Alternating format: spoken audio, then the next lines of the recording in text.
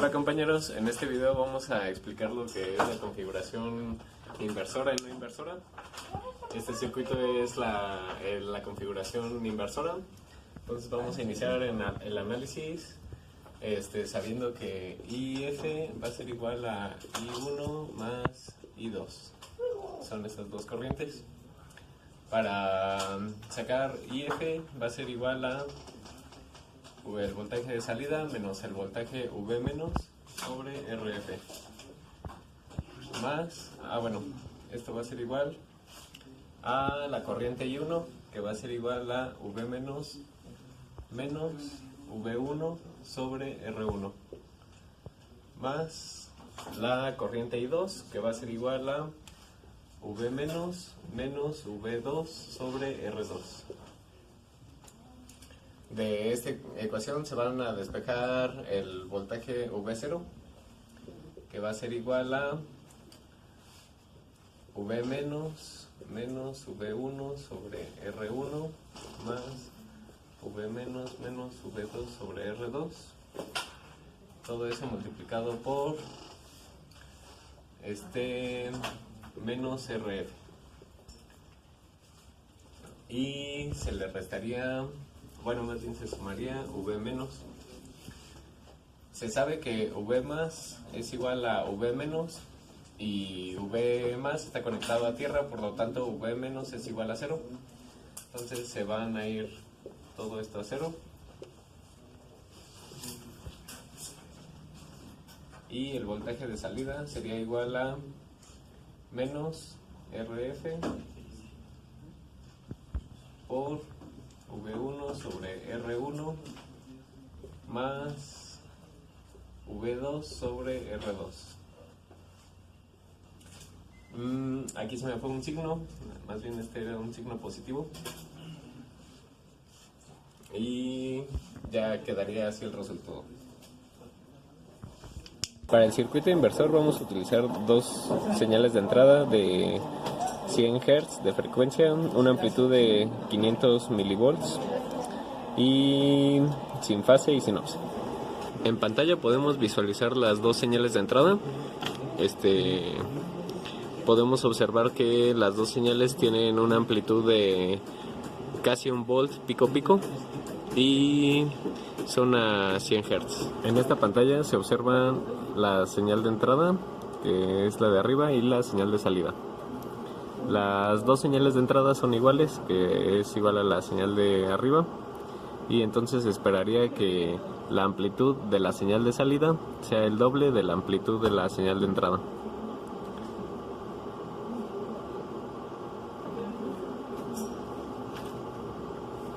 Aquí en las medidas se ve que son 900 milivolts de la señal de entrada, entonces son 1.8 volts de la señal de salida, exactamente el doble. También se observa que la señal está invertida. Cuando está en el semiciclo positivo, la señal es negativa, y cuando está en el semiciclo negativo, está positiva la salida. Ahora se va a hacer el análisis sobre la configuración no inversora. En esta configuración se sabe que la corriente IF es igual a la corriente IX.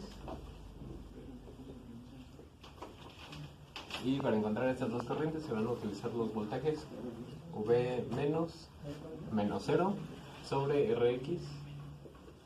Va a ser igual a el voltaje de salida menos V menos sobre RF.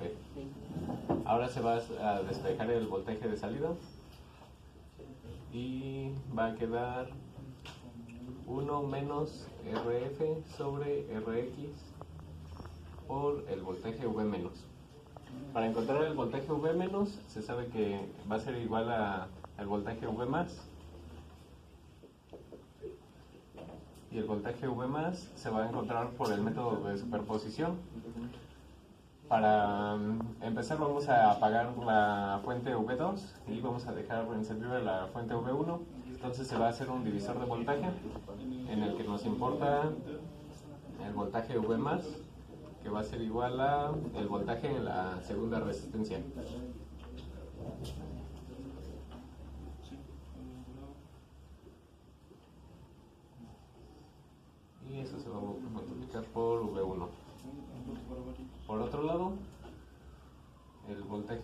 más cuando se apaga la fuente V1 y se deja encendida la fuente V2 va a ser igual a V2 por R1 sobre R1 más R2. Entonces el voltaje V más va a ser igual a V1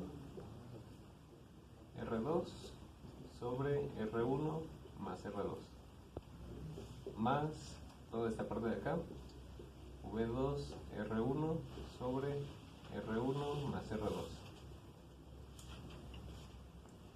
Ahora lo único que resta es sustituir en la fórmula de acá. Entonces el voltaje de salida va a ser igual a 1 menos Rx sobre Rf por el voltaje V menos, que es igual al voltaje V más, que es toda esta parte que tenemos aquí. V1 R2 sobre R1 más R2 más V2 R1 más R2. Y este sería nuestro voltaje de salida final para la configuración no inversora. Para el circuito no inversor vamos a utilizar dos señales que son a 100 Hz de frecuencia, una amplitud de 500 milivolts y sin offset y sin fase. En pantalla podemos visualizar las dos señales de entrada. Podemos observar que las dos señales tienen una amplitud de casi 1 volt pico pico y son a 100 Hz. En pantalla se visualiza la señal de entrada y la señal de salida del circuito no inversor con una ganancia de 1 porque todas nuestras resistencias van a ser de 330, igual que en el circuito del inversor. Entonces, como las dos señales de entrada son de 1 volt pico pico, se espera que la señal de salida sea de amplitud del doble y que sería de 2.8 en este caso, 2.14, algo así. Y cabe recalcar que esta señal no se está invirtiendo,